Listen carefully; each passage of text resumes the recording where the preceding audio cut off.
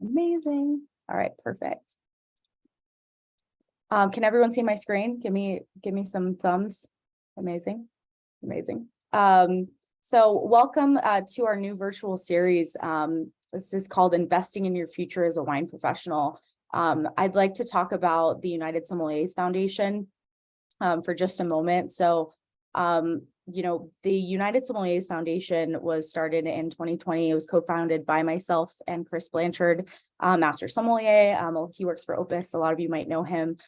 So we have awarded over $1 million in financial grants to the community through, lots of donations from amazing partnerships, wineries, distributors, individuals. And we always have an open grant. This is year round for individual emergencies. So this includes like losing your job at no fault of your own, medical emergencies, independent weather emergencies, like you had a tree fall on your car, if you had your restaurant, have a fire and you're out of work. And then there's also other emergency grants. So feel free to follow along on social media if you aren't tuned in, but our grant program is always open. We also have a Grand Cru program, which is a higher level of funding, which is paid directly to the hospital bills or the insurance, let's say, so you can keep your health insurance, you can keep your car insurance, that sort of stuff. So we've worked directly with landlords. We've worked directly with hospitals to pay those bills for people that are in need. And then we're doing our third year of the Debbie Lewis Scholarship. So that is in partnership with Lewis Sellers, Randy Lewis, to honor his wife, Debbie. And if you want to see, it's a $5,000 scholarship for a woman in wine. So you can see what the criteria is for that on the website. So the application for that is open until July 15th. So please feel free to share. And then we are also doing another wine auction this year. So feel free to stay updated about that. We're going to release the dates for that soon. And then the next seminar that we are hosting is going to be about career planning and career path management with a professor at the University of Maryland. She's incredible. So that's all I have. And then I wanted to talk about this Alpinist thing. So there's a lot on this slide. I'll send this to you, but I want to tell you what I know about her. So she is the youngest woman to ever pass the the youngest woman to pass the Master Sommelier exam at 26 years old. She was the youngest American ever to pass the advanced exam at 21. She ran the wine program at Everest for 5 years. She was director of wine and spirits for Let Us Entertain You for another 5. She's a sought after motivational speaker. She hosted the Emmy award-winning show Check Please for 12 seasons and has owned and operated 4 restaurants, most recently Alpina in Chicago. So that's where she is. If you want to go visit her, please do. And she's also on the board of the United Sommeliers Foundation. We're so lucky to have her. Did I do okay, Alpina? You did great. Thank you. Okay. I'm gonna take you everywhere with me. Yeah, she brought the James Beard Awards to Chicago. She was one of the main reasons that happened. She's an incredible woman, so we're really happy to have her on today. So without further ado, Alpina, please take it away. Thank you. Hi, everyone. Greetings from Chicago, where the weather is cooperating today, thankfully. I'm so excited to be here today. So financial know-how, budgeting 101, financial literacy, however you want to say it, is something that is very personal, and it's a topic that I'm very passionate about. So we're going to cover a number of different topics today, but just kind of some of the impetus behind this seminar. When I joined the board at the USF, and I found out, that the grants that we offer is $500 to $1,000. My thinking was, wow, we work in some of the finest restaurants in the country. We're selling hundreds of thousands of dollars in wine, yet we personally can't afford a $500, $1,000 emergency. And what that means to me is that means we're deferring our dreams. Those are crushed goals and dreams and a lot of stress. And how can we help to provide information, to kind of ease the burden on that? and to let you know that you're not alone. And, this is a very sensitive subject. And I'm 47 years old. And so this comes at the risk of me almost sounding a little boomery, of where you're like, you don't know what you're doing and get it together. And that's far from it. This is something that affects a lot of people, and including myself. And so my parents are from the Fiji Islands, and I was born and raised in Monterey in the 70s. And I grew up with a lot of financial stress. My parents tried to make it a go as entrepreneurs. They had a grocery store. It did not go well. And when it came time for me to go to college, there just wasn't enough money. And I couldn't look at my parents and be like, hey, can I have $130,000 for college? That wasn't going to happen. And so one of the reasons I actually got into the Master Sommelier program was because I thought, if I could pass this, something with like a 3% pass rate, and this is me at 18 years old, then I can avoid student loans, because the last thing I ever wanted to do was go through that financial stress that I saw my parents go through. Kind of a foolhardy plan, but thankfully it worked for me. But it also meant that I didn't have a financial net. Nobody was going to come to save me. And so I had to make this thing work, and I had to make it a go. But I also became super vigilant about my finances. And what I realized, 20 some years later, is I would not be able to do the things that I've done, to take the risks that I have taken, to open the business that I've opened, if I was worried about how am I going to pay my rent? How am I going to do this, or how am I going to do that? And so it allows a lot of freedom and flexibility when you have that room to maneuver, to be able to take those leaps of faith for yourself. And so I'm hopeful that we can do that. The other thing is, I want you all to realize that, it's like that Jay-Z quote: you're not a businessman, you're not a businesswoman, you're a businessman. And I know many of you have entrepreneurial dreams, and you want to open your own import company, consulting, maybe your own restaurant, your own wine bar. And getting your finances straight is no different than how you're going to then move on to running your business. How you do one thing is how you do everything. So I want you all to walk away inspired today. It's a very scary thing to look at your bank statement sometimes, but this is where it begins. So today is where it starts, to realize those entrepreneurial goals and those dreams, because again, we don't want like your molar breaks or something happens, and then all of a sudden you can't take the advanced exam later this year. Something happens to your dog. I mean, that derails dreams. And so we want to be able to set you up and give you the information so that you can accomplish your goals and live the life that you want to live. All right, so today we're going to cover budgeting 101, income and taxes, various types of savings, allocating for expenses, how to save money for your wine education. And the last two, I think a lot of people are going to be interested in, is monetizing your wine skills, and then how to negotiate compensation and bonus structure. So the nuts and bolts of money coming in, and then money going out, right? One of my best mentors in life is Rich Melman, the founder of Let Us Entertain You. And Rich said to me one time, he goes, you could have a line out the door at a restaurant. It's not the money coming in, it's the money going out. And so we're hopeful to share some of that information. All right, next screen. All right. So we all know that pursuing a career in wine is very costly. When I first got started back, oh my God, I do sound like a boomer, but back in the dark ages, I sent in a check for $695 to take my advanced exam. The Master Sommelier exam was $800 a pop. It's thousands of dollars now. And this is not even including the wine and the travel. I know many of you, will fly over to work the floor with somebody, but it is an extremely expensive endeavor. And so I just want to acknowledge that, and so having sort of a budget to kind of set you up to plan for those expenses is going to go a long way, versus financing on your credit card. I mean, there's nothing worse than signing up for the advanced exam, flying over, paying for hotels, and then you don't pass and you come home to this credit card bill of now you got to pay for it. And so we're going to share some resources to be able to prevent some of that happening. All right. Again, you are not alone. I mean, this is sort of one thing I'm really passionate about. This is something that is happening in our country. It doesn't matter if you're in the wine business or if you are, a dentist or a doctor or what have you. This is something that's facing all of us. So we funded over 1,000 grants for over $1 million.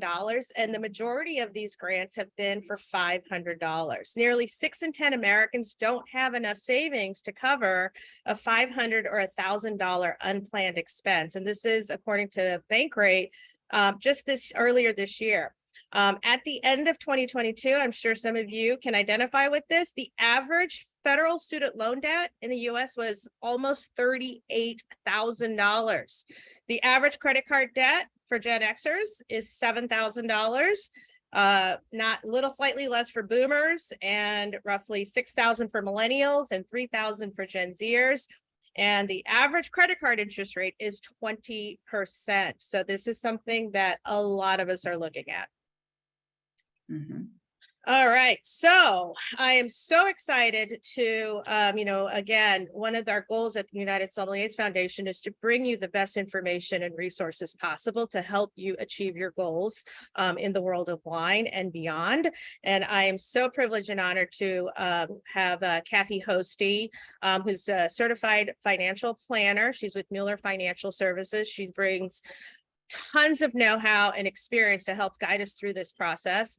Rather than me or Christy talking off the cuff, we actually have a trained professional to walk us through how to budget. I met Kathy actually through my friend Kim Rice, through the CFE, which Kathy is a part of. I'm gonna let her tell you about it. But we're just so super excited to have her on board to give you some expert advice on how to move forward with this process. So without further ado, welcome, Kathy. Thank you for being here today, Kathy, and volunteering your time.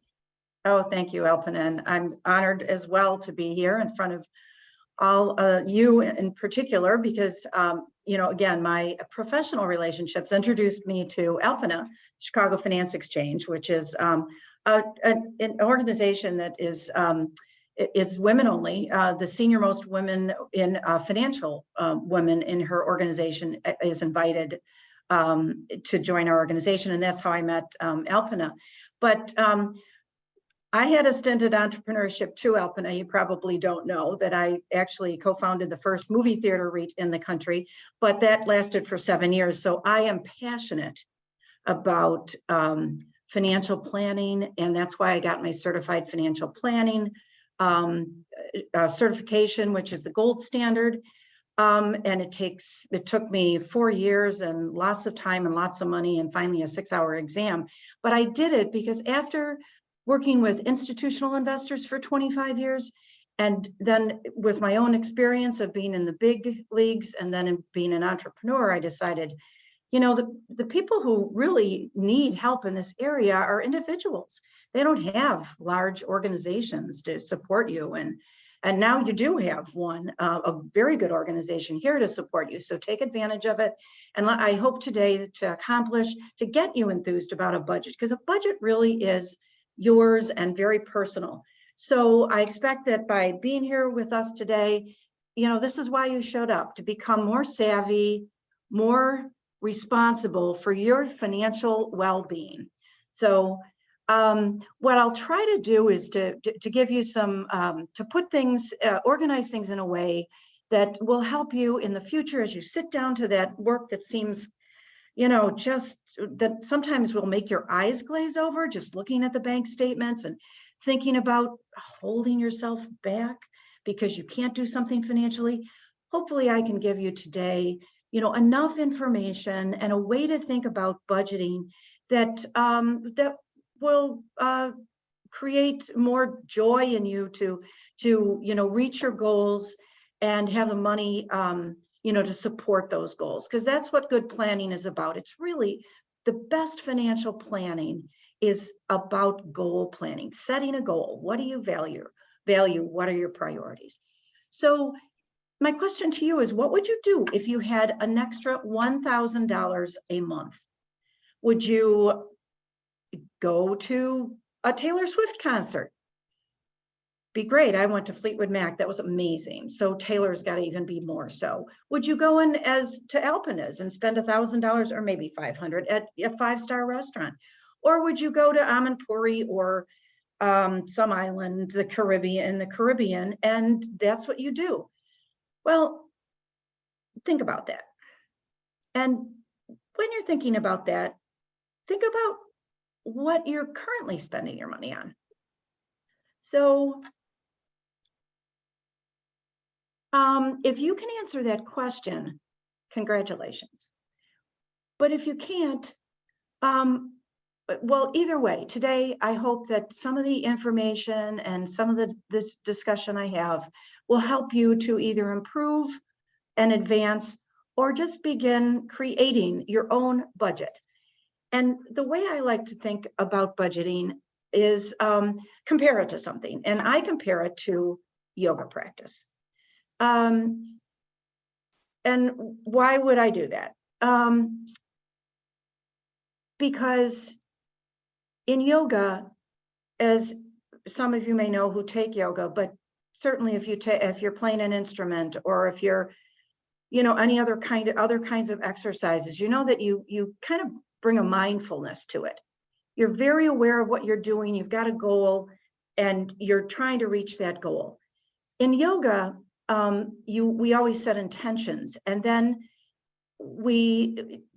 by practicing yoga, what we do is we increase our flexibility, we increase our strength, we definitely reduce our stress. It's amazing to me how 30 minutes with my yoga teacher can change, the day from feeling down and just overwhelmed to feeling just marvelous. Well, that's what think about budgeting like that, because it'll reduce stress and it's very personal. It's not just this, numbers out there that you need to follow, but I'll show you why and talk about why it's very personal.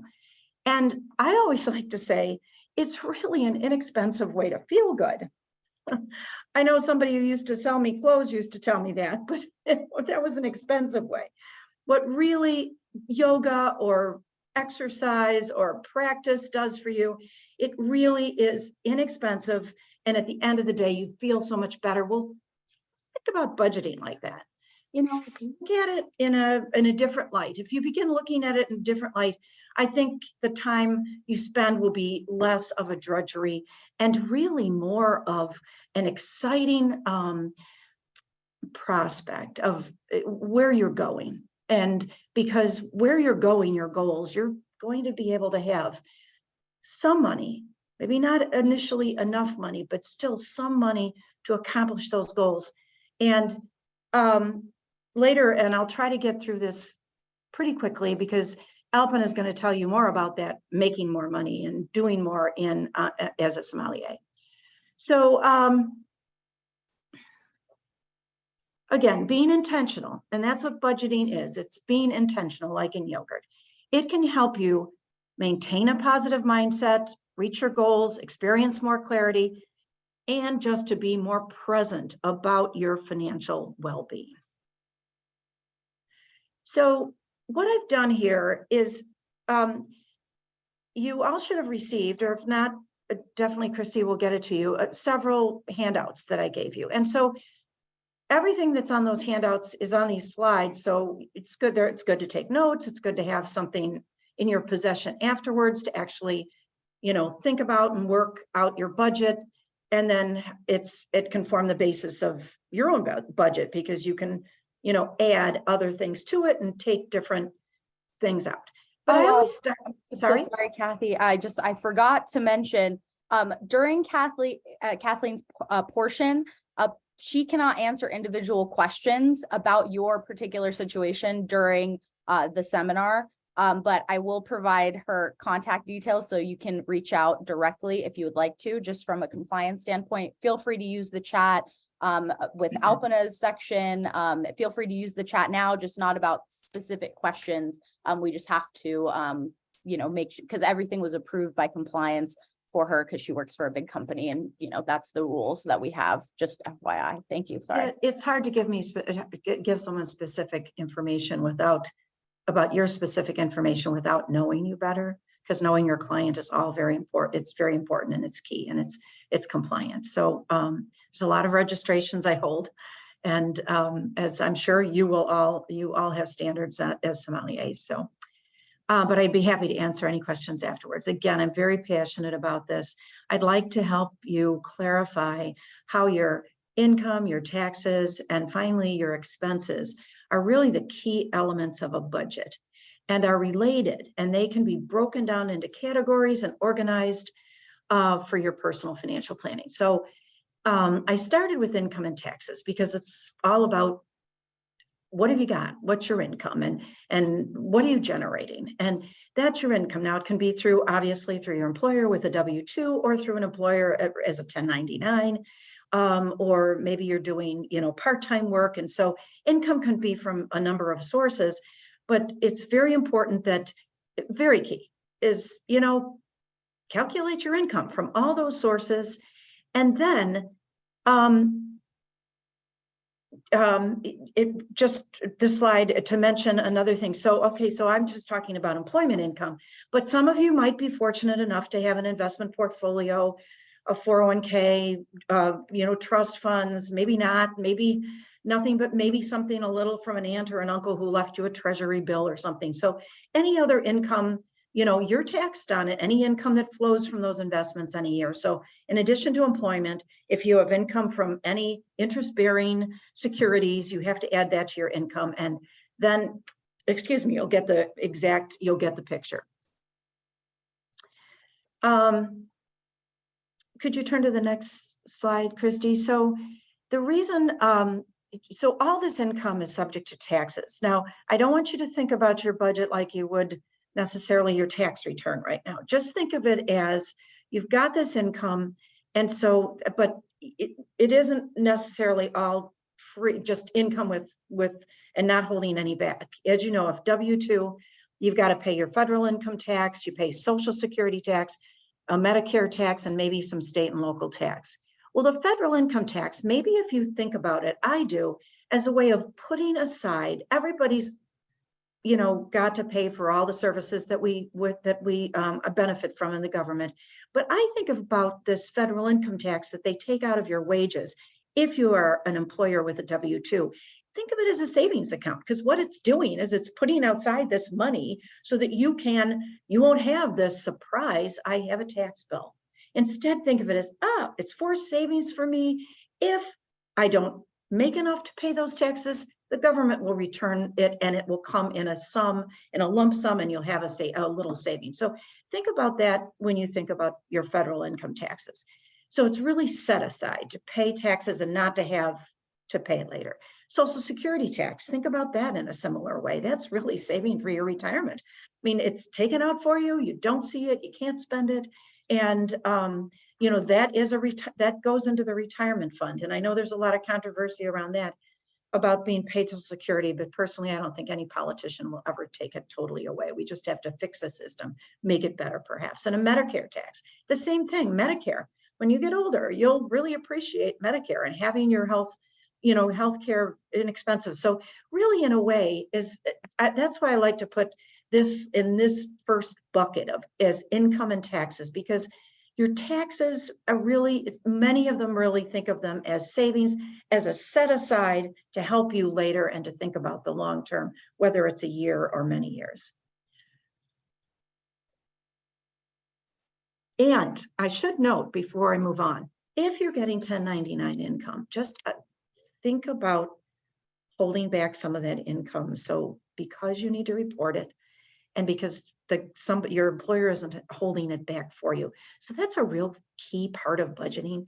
Be aware of that. And again, why I want you to think of income and taxes together, because in a way, putting aside money, even if it's for taxes that you may or may not have, is a really smart way of doing things, and important, and will reduce your stress if you've got that pot of money there in case you need to, in case you made so much money that year that you have to pay some more in taxes.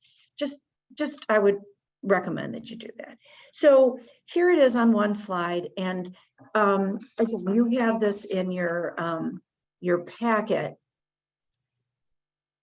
And if I highlight anything, and you do, and it's in dark, but still it's not very dark, income, taxes, and then total annual income after taxes. That's a number in your budget you want to get to. You really want to have confidence that you can say, I've got this money coming in, I'm pretty sure I can depend on it. If I can't depend on it, then I have to kind of figure out what I think it could be and average it, and again, set aside taxes so that you have that savings. Well, and you set aside for yourself. We can talk about your saving for your retirement, and we will. But so this is, again, you'll find this in your packet. And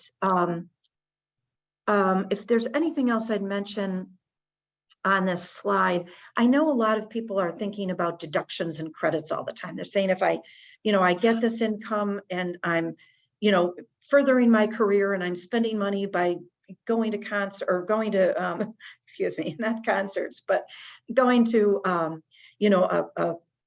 whatever for the sommeliers or whatever you're spending.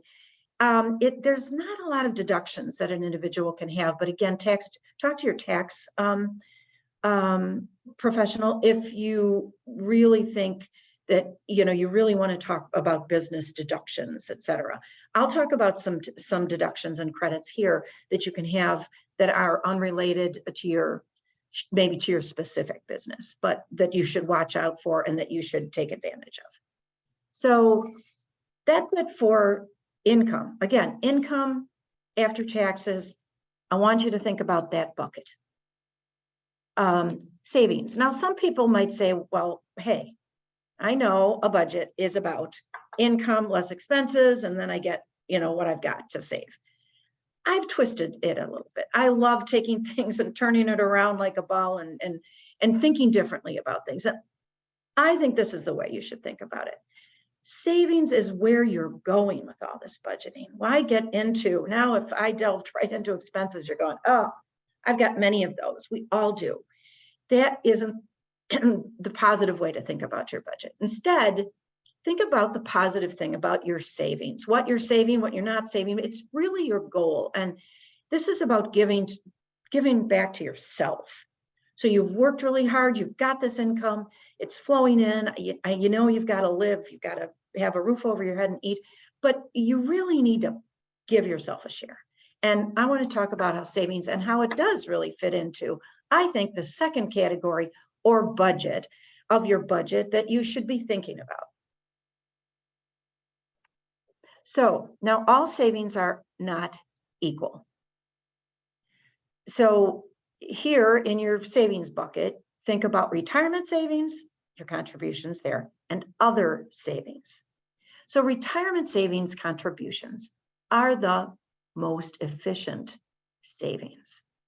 They're the savings where you keep more, where they can grow faster, and there are those tax deductions and tax benefits. So your savings through a qualified retirement plan are very valuable. And we'll talk about looking for them in a minute and different types of them. But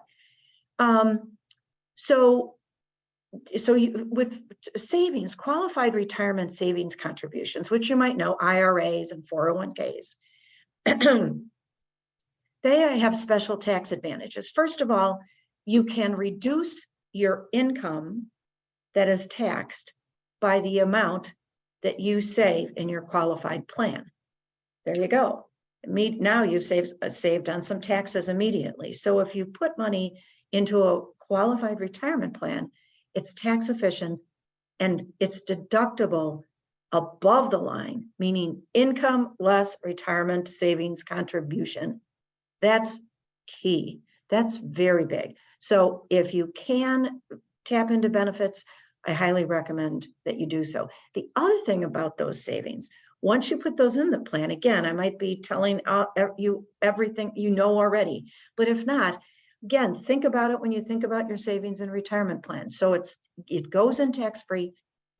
Once it's in there, all the earnings, all the dividends, any interest, those just accumulate and tax-free, and you're not taxed on them until you take them out in retirement. And so it has a very, very, very powerful compounding effect. I know the industry, they talk about it all the time, that when you've got this long runway, if you're young, you've got all these years to take advantage of that interest and dividends and savings, and it's powerful. And it is the best and most efficient way of savings. However, there are other savings, and you need not to put it all away. You only live once, so you want to spend some of it, and you want to save for certain things. And so therefore, when you think of other savings, we'll now talk about those. So what you want to do here in your budget is, again, look at what you give to your savings vehicles. And we'll talk about a few more. First, retirement again, just so that you're aware and that you can ask your employer or seek them out. If you're looking for a job, ask for benefits. Maybe this would be a way to help you save painlessly, where your employer, for 401ks, there's a match. For simple Ks, there's a employer match. So it's more money. It's really a powerful way to save, and I cannot stress that enough. And so the way to think about it, if you say, well, forget it, Kathy, I don't have any of that now, I'm a day worker or whatever. Well, seek it out. Alpin is going to, after me, talk about the different ways you can increase your income and find new work and interesting work for yourself. Seek this out. And that's why I listed this laundry list of retirement savings vehicles. So you can have it there. And when an employer says, oh, what kind of plan do you have? So that's why I have this list. The next list talks about other kinds of savings. And this is savings, Alpina referred to, excuse me, or an emergency fund. Everybody needs an emergency fund. Most people don't have one, so you're not alone. But please figure out how to start one, even if it's $5 a day putting in away, or $10 a week or whatever. You're probably generous souls that give to other people like that. Give to yourself. Set up an emergency fund, which when something breaks down, your car, you need some help, you can go to the United Sommeliers Foundation for certain things, but not for everything. And that's where your emergency fund comes in. Education fund, I think that's self-explanatory. But again, I mentioned these health savings accounts. They're fantastic. Those accounts, if you have a high deductible plan, again, you might know this. If you have a high deductible plan, you can start socking away money like a qualified plan, and let it run and ride, and you never have to take it out. But if you need it and when you need it, for health care, you can take it out. And it's anyway, I won't talk too much about any particular one of these, but again, I've listed them so you can take a look when you're thinking of other savings. See what makes sense for you and what you can afford, or what you can start to grow. You can go to the treasury.gov and start buying treasury bills or Series I. There's savings bonds and things like that you can, which are paying actually quite a bit right now. So you might want to check those out. So find what's best for you. Again, it's personal. So then again, here's my this is the end of the second bucket. So I started you with income and taxes. This is the second bucket. This is annual savings. So again, everything's got to be annualized. I know on that sheet, and most of you will look at, oh, what do I get a month? What do I make a month? What do I spend a month? But then obviously multiply it by 12 and you'll get your annual. And so here's where, you put your retirement savings, other savings, and that's a bucket. Keep by you, make it your friend. Make it your positive thing. So when you say every Thursday, you take an hour to look at your savings and to look at your budget, but maybe just the savings part of it, because it'll make you feel good. So the next bucket, which is the tedious bucket. Just breathe and remember, it's personal. This is your expense. You decide what to spend it on. Obviously, you need a roof over your head and you need to eat and drink, of course, sommeliers drink, but it's personal. And keep that in your mind so that when you sit down and start working it, creating it, enhancing it, know that it's yours and it's all for your good, your goals, your priorities, and your responsibilities. To be a steward, that's what we're talking about. A steward, your own steward. You're responsible. So this will help you. This will help guide you in that endeavor. So again, I won't go over all these items. You've got them on that handout that we gave you. Obviously, mortgage and rent, your electricity, gas, water, your utilities are important, your cable TV, streaming services probably is what you have, probably not cable today, but and other home expenses. So this is where you your telephone, obviously your cell phone. So again, this is where you begin. These are very key, what you do in your own home, and this should help you with your housing expenses. But again, I have it at the bottom of every one of these expense tables, other home expense.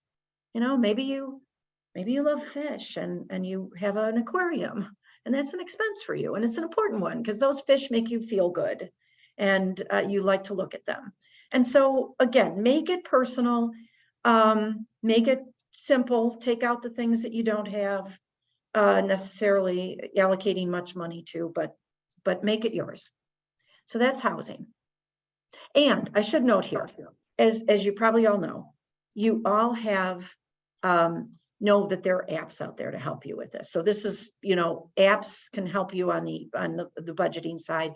Two that are, I think, the best are Mint and Every Dollar. Those are two apps that can help you with this budgeting process. So you don't have to just use my sheet all the time. I didn't mean to imply that you are not digitally inclined, but where, you know, I am a baby boomer and I still like pen and pencil, but I also use all the apps as well. So personal expenses. This is one where I'm going to bring you right to the bottom. And that is credit cards, student loans. These are expenses. These are, I'm sorry, if you'd go back. Christy, how much time have I taken? Let's see. Okay. So, My bad. sorry. I said my bad. I went forward by accident. Oh, that's okay. That's okay. We did housing, transportation. I think that's self-explanatory, but again, other, make it your own. Personal expenses. This is typically the toughest one. And it's the toughest for all of us to manage. That is because debt usually plays too great a role in our personal budgets. And credit card debt is the most toxic of that category. So needless to say, reducing your debt, especially the credit card debt, should be the priority, everyone's priority. We have to work on it all during our lives. Because there's so much that we can have, and there's so much that we need and want. But credit card debt is just not the way to do it. So I'll just take a few minutes to say how you might reduce that debt. You've heard of debt consolidation. That's one avenue. There usually you can get that done. You can consolidate your credit cards with one credit card issuer, see what kind of deals they'll give you, but put it in the bank. What they'll do is once they consolidate that debt, they'll have you stick to a schedule, and you have to stick to it. So think about it, pencil it out, see if you can afford to do that. You know, but you should try. If your debts are high enough and the interest rates are just atrocious, they're usurious, you know, you got to work on that debt. All of us have to. Another thing you can do to help you in the future, if you've already put on this debt, is use restraint. Don't incur more. Get the habit of just restraining yourself. That works.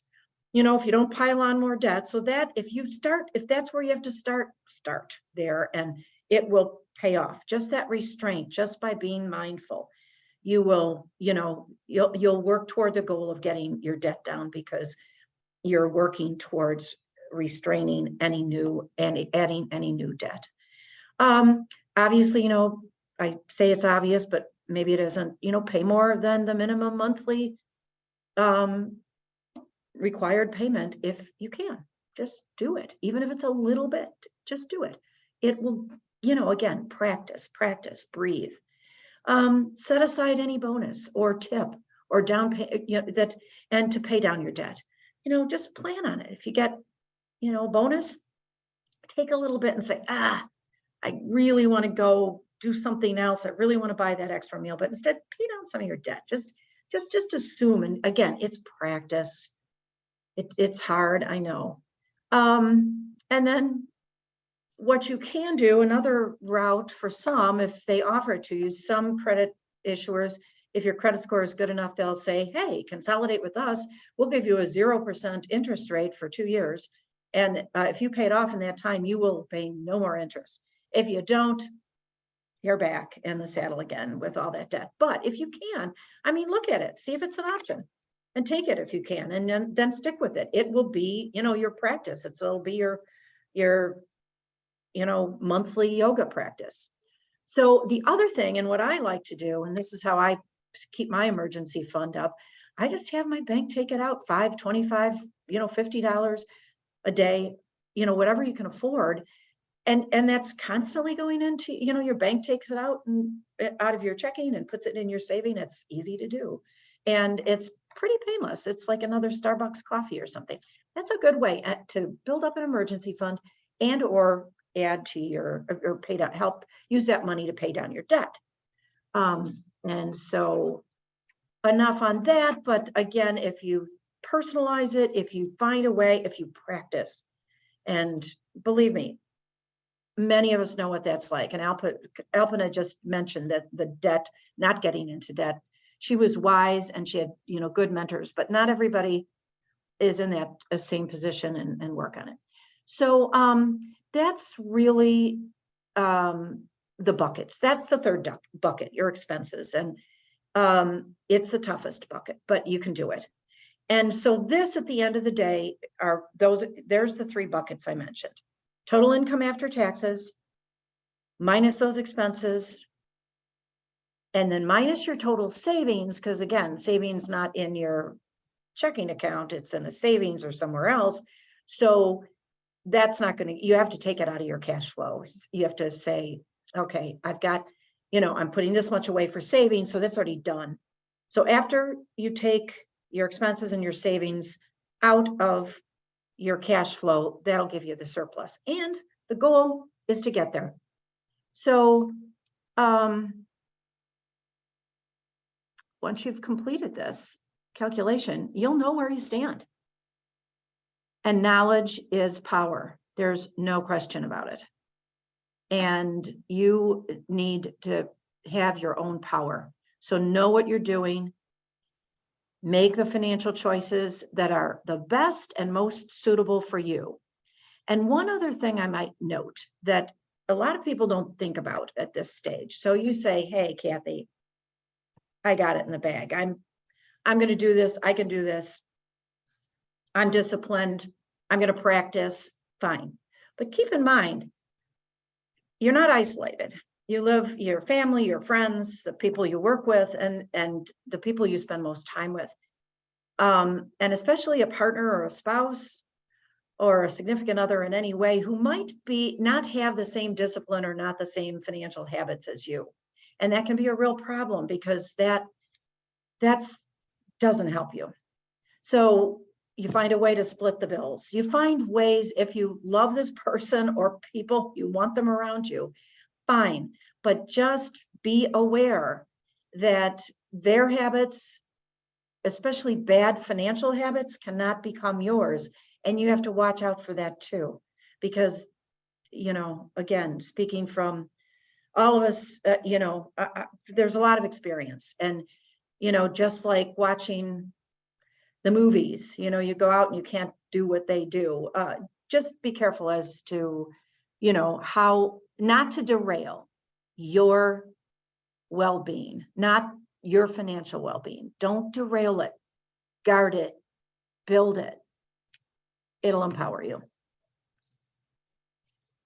And we value what we measure. So measure it. If you value financial freedom and having the flexibility to choose, practice budgeting. I feel like a broken record. Similar to the practice of yoga, soccer, guitar, you will improve the results you get over time through practice. So don't give up, practice. Keep in mind that it's personal. Your budget should reflect your priorities, your goals. And make a plan and just work the plan every Thursday, Tuesday, whatever day you have a little extra time, make the plan, make your plan, build it, and work the plan. Be good to yourself on Thursdays, or pick any day. And you will get results. I guarantee it. Thank you. All right, well, thank you, Kathy. This is Kathy's information. So if you wanted to follow up with her and ask any specific questions, that is where you can reach her. Thank you so much. Thank you. I do want to follow up with a couple of questions because so when it comes to paying off credit card debt, there are a couple of different approaches.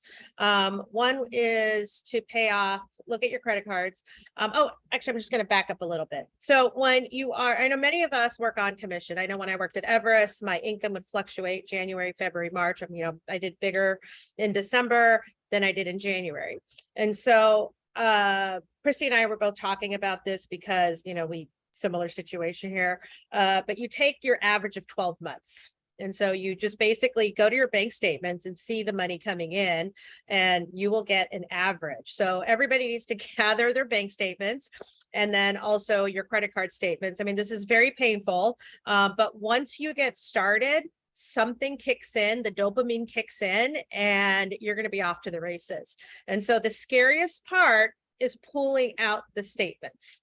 Once you get the statements, looking at the money coming in, and then credit card line item by line item by line item, you got to be honest, I get my American Express statement at the end of the year and I'm like, I spent how much at Amazon? Like, that's not real, because it's just so easy nowadays. Like, okay, yeah, send it. And you get that statement at the end of the year of like, wow, that's a lot of Amazon purchases or Grubhub or whatever it is. And so looking at that cold, hard number, putting on the piece of paper to get a realistic view versus just guessing like, oh, I spend $200 a month on dinner or whatever it is.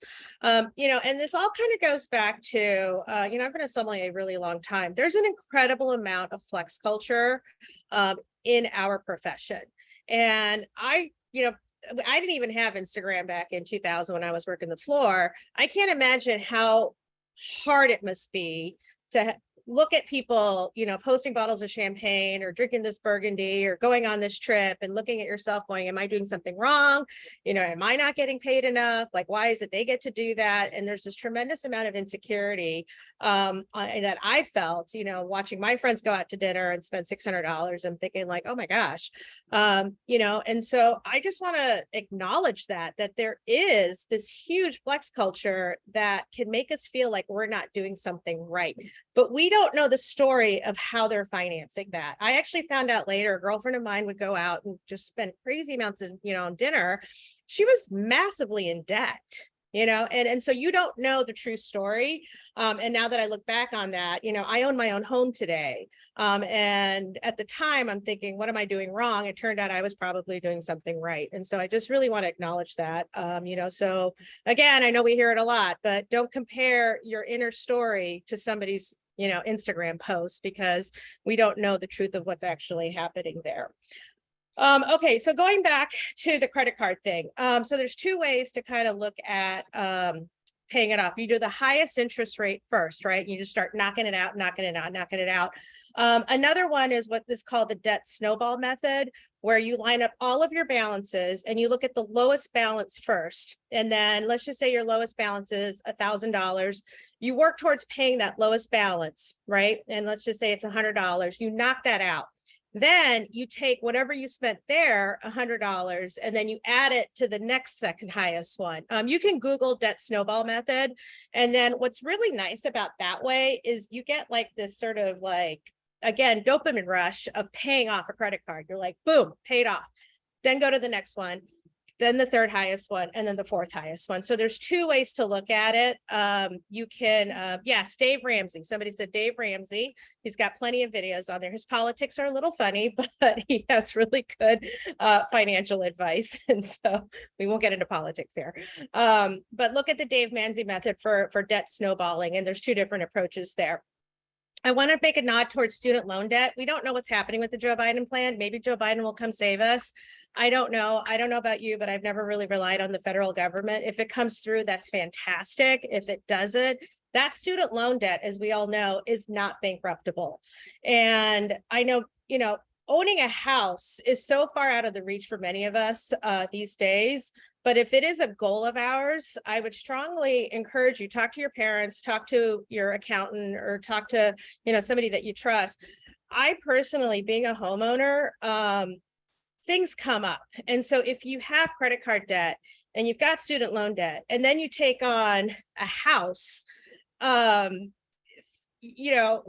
happen in a home. And so I think it would be prudent to think about lowering your existing debt versus taking on even a bigger debt. And so just be very, very mindful of, just kind of fixing things first before you take that leap to buy a home. Same thing with cars. Nowadays car payments are like $1,000. I mean, it's crazy. And so, there's this car crisis coming on, I think, with this like car boom, but be very mindful of, again, it's part of that flex culture, right? There's nothing wrong with the used car. Just like, it's so exciting and you think, oh, I'll be fine, I'll make that payment, but then the taxes come in, the insurance come in, and everything else comes in. And so just kind of being very mindful about some of that car debt that is being taken on, because it can be, quite daunting and it accumulates quickly. Another thing that I found very useful when it comes to budgeting is, again, this is, it's an old school method, but it's called the wallet method, and it's kind of going viral on TikTok right now. But you set aside in cash or whatever it is. I mean, I know cash is so weird nowadays, but like, this is my budget. You put in $200 for groceries, and then you put in, whatever it is that you're going to need to spend money on. And then you stick to that. And if it's gone, it's gone. And so it's about, again, going back to that process of intention of my goal is I'm going to pay off one of my credit cards. And then you kind of look at your budget, go, what needs to get cut out? Okay, this needs to get cut out. Okay, I got to do that, right? Because I'm going to take that much money that I would normally spend on this and then now apply it to the credit card. And so that is, again, sitting down, looking at your bank statements, looking at the income coming in, and, kind of being realistic and intentional about what it is that I want to do. So those are just some methods, but look up Dave Ramsey. He gives a lot of good advice. He's got short clips, long clips, etc. on YouTube. There's a lot of information there. There's another guy that does, budgeting information too. I think his name is Abe or something like that, but you'll see them pop up once the algorithm understands what you're Googling. They're going to like populate and you'll get lots of information there. All right. So this is super exciting. All right. So you're looking at your budget and you're like, oh my God, I need to come up with an extra $500. Like if I want to like pay down my student loan, if I want to pay off this credit card, I want to take the advanced or the MS or the certified later this year. And I figured it's going to cost me about $2,500. How do I budget for this? I need to come up with an extra $500, right? Or whatever it is. And so these are ways to optimize your career and get the most opportunity in the wine industry. Next slide, Christy. All right. So scholarships. There are so many scholarships available that you can use to offset the cost of wine. I'm going to actually have Christy jump on real quickly to tell us about some of the scholarships that are available through the United Sommeliers Foundation and the amounts and how you can apply for them. So Christy. Yeah. So again, I spoke about this at the very beginning, but we have a $5,000 scholarship for women in wine right now to honor the life of Debbie Lewis, in partnership with Randy Lewis. So this is our third year doing this. It is an essay, and you can look at the requirements and, the eligibility and whatnot, but essentially it's a woman who's going for a higher level wine exam of some sort. And it has multiple different types of organizations that qualify. So if you're interested in that, please feel free to DM me, email me, text me, whatever you do. You can also reach out to the United Sommeliers Foundation through our website, and then everything is on there, and we'll send the link after that.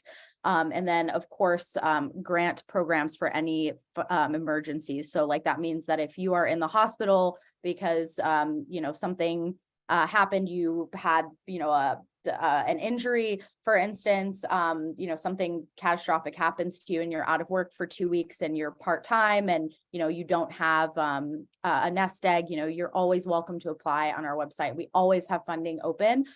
We have a $500 initial grant that is paid as a check. And then we also have higher levels of funding so that you don't incur any tax burden. So what that means is we'll pay like the hospital directly, or we'll pay the landlord directly, and that sort of thing. So, and there's also lots of different scholarships on, SOMM Foundation, for instance, has great enrichment trips, lots of partnerships. We're coming out with some scholarships in partnership with a few different amazing organizations that'll be announced later this year. Can't talk more about that quite yet, but yeah, that's it for me. Thanks, Alpina. All right, awesome. The National Restaurant Association and also your local restaurant associations may also have scholarships that you can use towards wine education, what have you. Another one is if you're not part of a tasting group, you need to get with the tasting group. We should all be sharing the cost of wine in a tasting group, meeting once a month, and then setting a theme for what you want to taste. Working with your distributors. I know it depends on the legality of the state that you're in, but I had a purveyor the other day who's like, it's Friday, I had a bunch of wine open, and he dropped them off, for the staff to taste. And that was really awesome because they get to taste, the wines, etc. When we go to these trade tastings, I know it's just so daunting of like, oh, another trade tasting, right? We should be going into the trade tastings with a goal in mind. So for example, I want to taste Sauvignon Blanc, I want to get Sauvignon Blanc down, grab 3 or 4 wine glasses. This is what I used to do. When I lived in Monterey, I would drive to San Francisco to attend these tastings, and I would line up 5 glasses of Sauvignon Blanc. And I would be like, 1 from New Zealand, 1 from the Loire Valley, 1 from California. And I would go off into the corner, which is so hard to do at trade tastings because they end up becoming like, gossip sessions, right? And that's nice, but you got to go in with the purpose of like, I'm going to taste Sauvignon Blanc today, because when would you have an opportunity to be able to taste 5 or 6 of them for free and then compare them side by side by side? And then you can do that with, Pinot Noir from, Burgundy versus Oregon versus California, for Monterey, and just kind of line them up and then just take like 45 minutes and be like, that's what I'm going to do. And then you can go off and, hobnob and catch up with everybody. So go in with that trade tasting of like, what am I going to learn today and how am I going to get this down? If having that tasting group is so important, again, sharing the cost of wine. If you are in an area where you can, you have other restaurateurs next to you, just team up with them and be like, hey, I got this, do you want to taste this, what have you. But sharing the cost of wine is extremely important. Now, when it comes to, we had a question that came in of like, how do I get my boss to get on board with funding my wine education, because I'm adding a benefit to, his or her business, I'm going to be certified. Not all employers are understanding. And so, at our restaurant here, we do monthly wine tastings, with my staff. Pretty much everybody that I have on board wants to become a sommelier, but that's why they, came to work for me. But, I'm kind of a unicorn in that regard.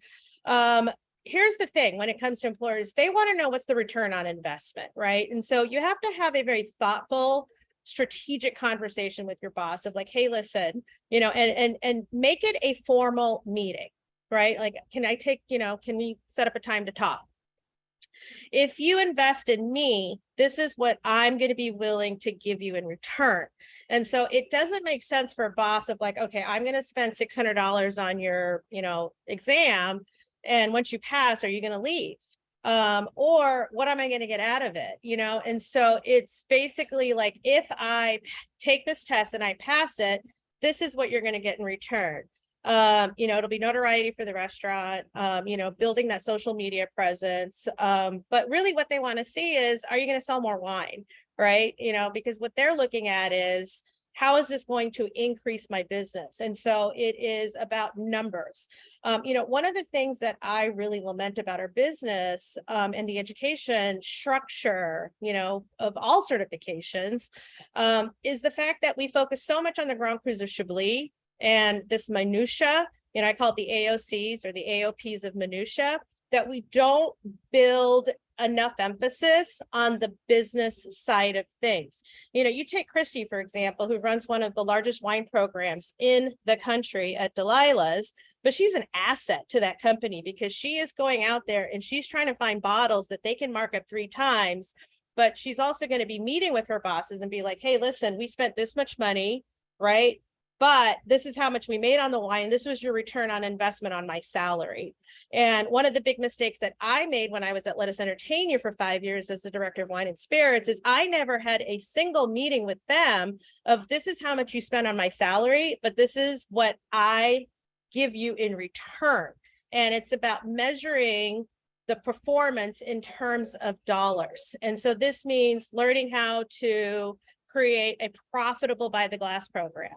Right? This is about the assets that you're bringing as far as notoriety and publicity with the restaurant. I didn't have these resources like Instagram and YouTube and TikTok, and it's about building that presence for yourself on Instagram and TikTok and, creating that following for yourself where you are talking about these wines and talking about your platform.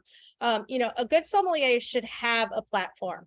When I was at Everest, I was known as like the Alsace queen, right? Because we had the largest wine program from Alsace anywhere in the country. And so I was known as sort of the Alsace person, right? Bobby Stuckey is known as like the hospitallarian.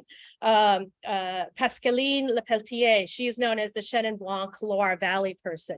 Maybe natural wines is your thing. It's about curating your brand and what it is that you're known for, and then utilizing that and turning it into a monetizable asset where your bosses know, like, hey, if this person leaves, we're going to lose $100,000 in wine sales every year, right? And by having you on board and they're spending this much money on your salary, but they're getting all this value in return. And that is really, just kind of going there like, hey, I need you to pay for my tests without giving them solid return on investment and clearly communicating that to them of what they're going to get in return. Most people don't really know what a master sommelier, diploma does. I mean, they're like, okay, well, what does that mean in terms of like, am I going to make more money if I invest in you? If you look at what most master sommeliers do once they pass the test, very few of us, continue to work the floor. Very few. I'm actually one of the, I'm now a retired master sommelier, but I'm one of the very few that actually continues to work the floor. Most of us have gone on to work for distributors. Maybe we have our own, maybe we start our own company or what have you. But look at what most master sommeliers do for a living. And that'll give you some insight as far as the skill set that you're going to need to monetize the diploma. Because if you're going to spend all this money in getting, the MS or the MW or whatever it is, what is the actual jobs? Like, how are people actually being employed? Before I opened this restaurant right now, I thought about transitioning away from, restaurantship. I was like, oh my God, this is crazy. It's in the middle of COVID. Like, I just don't want to do this anymore. I just want to get like a normal job, quote unquote. I had 3 headhunters from Napa Valley tell me that I was basically unhireable. Right? I'm the youngest woman ever to pass the Master Sommelier exam. I have a TV show, with Director of Wine and Spirits for Lettuce, and I was unhireable. And the reason I was unhireable is they said, because I don't have distributor connections. I don't have like a base of people that I can call up and be like, hey, I'm coming to town. Will you take an appointment with me? Be like, maybe some of you don't even know who I am.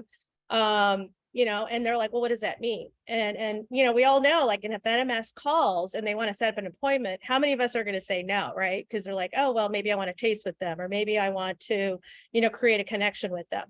And so, just think about, like, as you're doing this, what do you want to do with your career and kind of moving forward. And, you know, some of you may not want to work for a distributor. Maybe you don't want to work for a big name winery, whatever it is. And so just think about the jobs. Now, if all you want to do is just pass the test and that's it, knock it off, and that's great, you know, like that, you know, just move on from there, then that's another story. But most of us are doing these programs and certifications because we want that financial payoff. And so that's really important to kind of think about, you know, where you want to go with this. All right, next step. All right, so these are actually ways that I personally have been able to make extra income off of my Master Sommelier certification. If you don't have a website, you need to start a website. This is if you want to monetize your wine skills. Squarespace, you can set up a website for $150, probably even less than that. So setting up a website, it's super easy to do. There are also, I think it's called Bread Balloon, or something like that. But if you're kind of like technologically challenged and you don't want to go through it, you can actually hire somebody for like $300 to set up the website for you. But you need to have a website with the contact page, and then develop, you can actually go to my website, alpinasing.com, and you can see tastings. And then I did this all throughout the pandemic where I did Zoom wine tastings and actually made pretty good money on it. And then you can basically set up a menu of different wine tastings that you can do. And so I did how to taste wine, you know, France, Italy, Spain. There's all kinds of like PTAs and, you know, mom groups and dinner clubs and folks that would love, you know, they have 12 people that meet, they would love for you to come to their house and do a wine tasting. And so think about in terms of that. I recommend charging at least $1,000 to do one of those personal wine tastings. But in the beginning, you got to start off small to build your credibility, right? So if you want to do like a couple for like $500, not including the cost of wine, and you know, just kind of like until you get like, you know, your sea legs on setting up these types of programs, it can be very lucrative.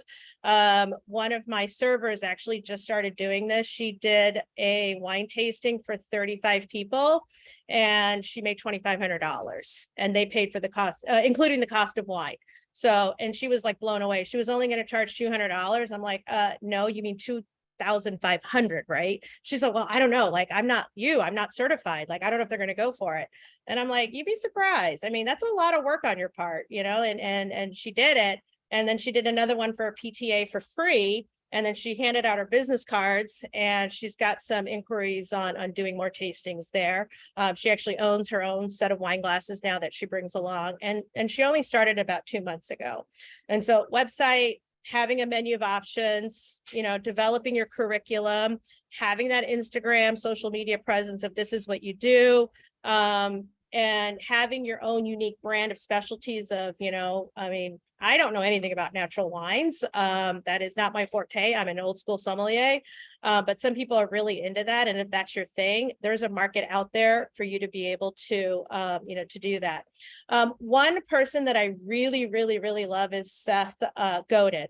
Seth, I actually met him. I did a welcome conference talk a few years ago, and Seth handed me a paper. And it was a poem, and he said, pick yourself. And it was really insightful because he's like, I think sometimes, and I know this was my case when I was younger, I just thought I'm talented. Somebody's going to pick me. Somebody's going to like come in and give me a TV show and, you know, make me like, you know, like the Martha Stewart of wine. Like somebody is going to recognize my talents. And that's not the case. You got to pick yourself. You know, you really have to take that initiative of like, I'm an asset. This is who I am. This is what I'm going to do. Nobody's coming to save you. Nobody's picking you. You know, and I've seen so many good sommeliers that are just waiting for their boss to go, you're amazing. Like you're studying hard. You're doing this. Like, you know, we're going to like do things with you. We're going to make you a partner. You know, we're going to give you your own wine bar. And it never happened. And it wasn't until I took the initiative for myself and realize, hey, these are the skills that I have, and this is the value that I bring to the table, you know, but I had to make that happen for myself. And it took me a long time to do that. And, you know, and that's something that again, particularly with women, you know, we have this imposter syndrome. I know I still feel like an imposter. I'm like, okay, they're, you know, going to figure out one of these days that I don't know what I'm doing. And so, and you're like, wow, you like, but you, I'm like, no, like every day I wake up and I'm like, today's the day they're going to find out. Today's the day that they're going to find out that I really don't know that much about this or that or whatever. And so, but we all have that. And that is just something that, that is in this business, you know, like a new vintage comes out every year and it's so hard to keep up on top of everything. All right. So look into Squarespace, look into Canva. Canva should become your best friend. It's $100. It's amazing. Vistaprint to do your business cards.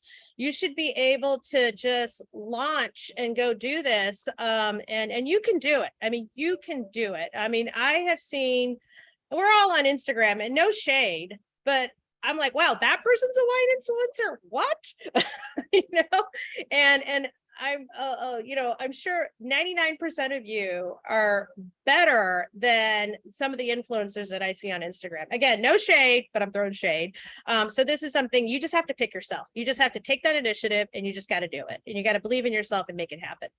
All right. And, allocating for 1099. So there was an article in the New York Times last year where all these influencers are getting these 1099s and they're like, what's this? Yeah, you got to pay taxes. So you got to, you know, pay tax on the money coming in. Squarespace has a functionality where you can process payment through Stripe. And so one of the things that you're going to have difficulties with if you do decide to monetize your wine skills is somebody's got to pay you somehow, right?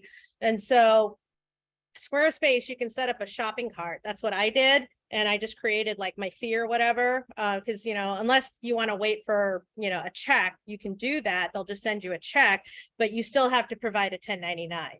And so you have to fill out a W-9 form, and then they give you a 1099 at the end of the year. Please be mindful, set aside 25% to pay for those taxes.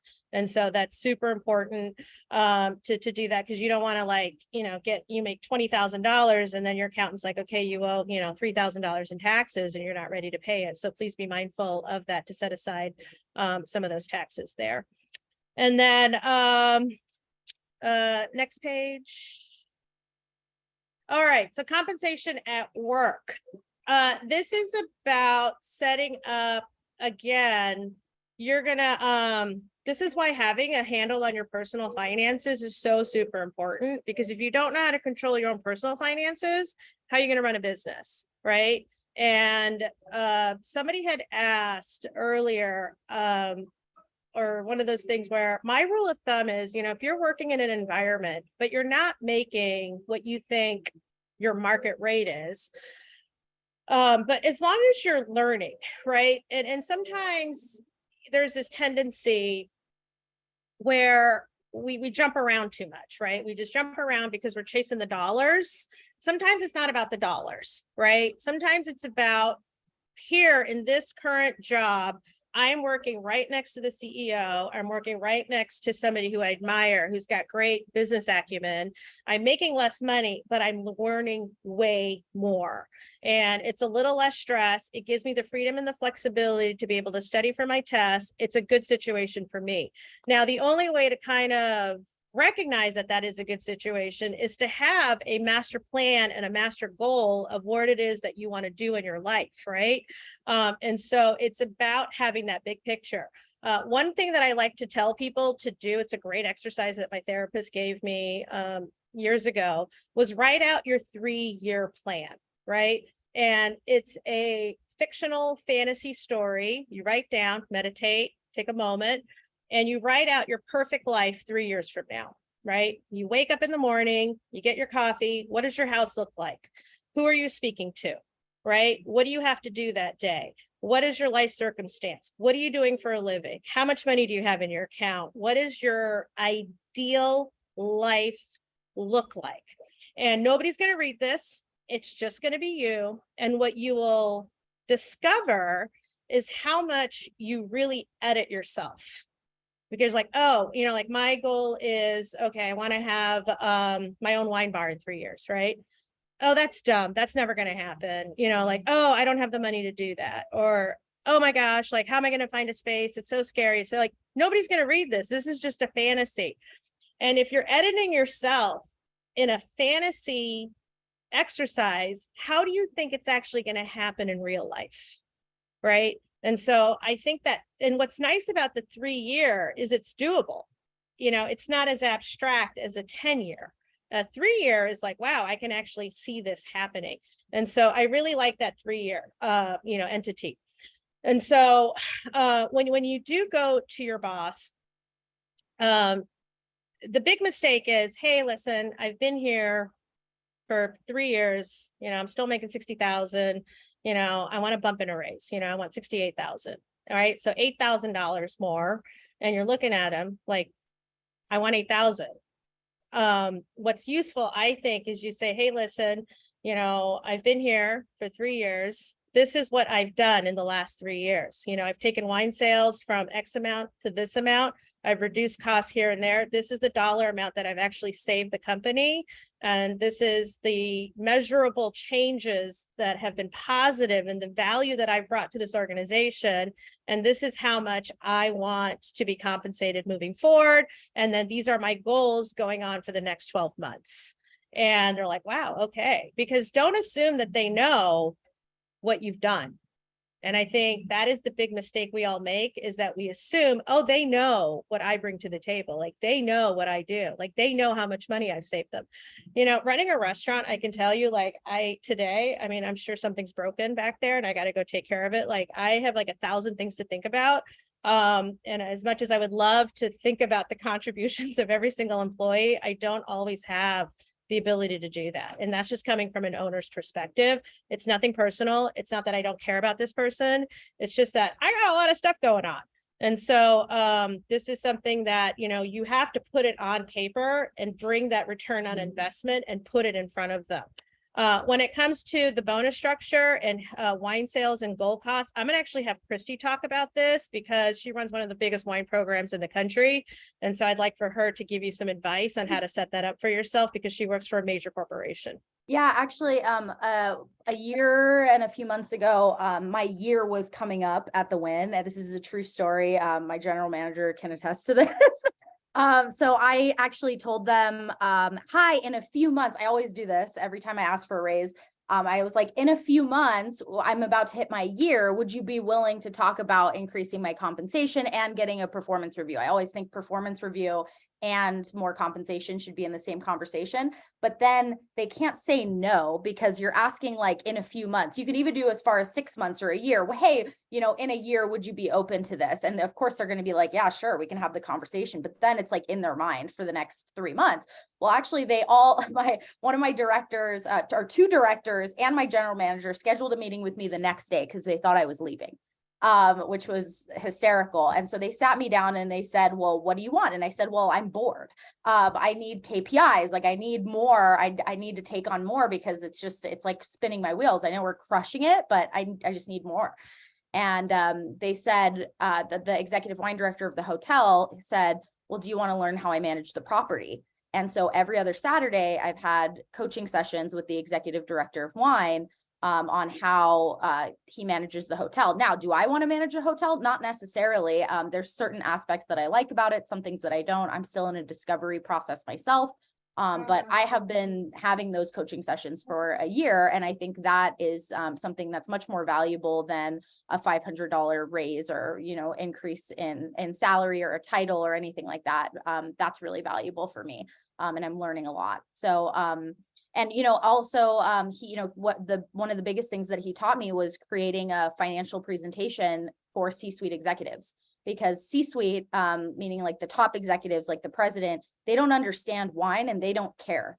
I'm not saying that like my executives don't care. I think that they would like to care, but they don't care like I care, right? They don't care like wine professionals care.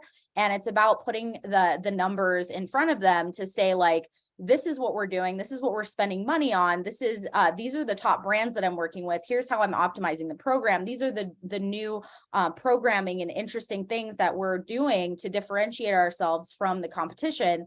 And, here's how, like, here's our inventory turnover, for instance, like, knowing how to calculate your inventory turnover. We did a great presentation during the pandemic about like how to be a great buyer. I think Dana Farner's actually on here, who's the presenter of that class.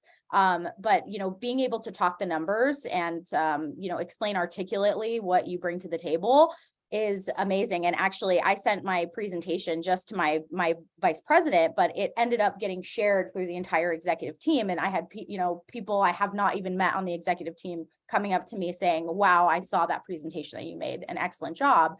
And how is that setting you up for the future, right? So thank you. I'll pass it back to you, Alpana. I hope that was what you were looking for. Yes, it's just really, it's measure, results, right? It's just really, you got to start with that number and then kind of knowing. And then how much time do we have? I mean, we may have some time for questioning, right? We have like 10 minutes for questions. Christy? Again, we can't answer questions about your personal stuff, but if you have questions for me or Christy, we will have, I know Jackson, Christy's at Jackson next month. They're going to go further into detail about how to transition from sommelier to the next seminar that's coming up. Yeah, actually, Maybe the next one in June is about career planning with Jessica Palatka, who teaches at the University of Maryland on career planning, and she's also in wine, and she's on the board of the USF. But then also after that, so it'll be in July. Again, we're continuing this webinar series, and so Jackson Rohrbaugh, he's a master sommelier. Eric Siegelbaum, he's an advanced. They're both entrepreneurs now, but it's transitioning off the floor. So that'll be a really fun seminar as well. But does anybody have a question that they would like to ask? I know that we'd like to wrap up in less than 5 minutes. So does anybody have a burning question? I didn't see anything in the chat as I was kind of browsing. Is there any way, somebody wants to, if they want to rewatch the class, how do they access the presentation again? Yes. Arden, our administrative director, will be sending out the presentation recording, as well as the presentation and the worksheets again, if you'd like to work on it at home. I think we are all good. I'm going to stop the recording now, and we will send it out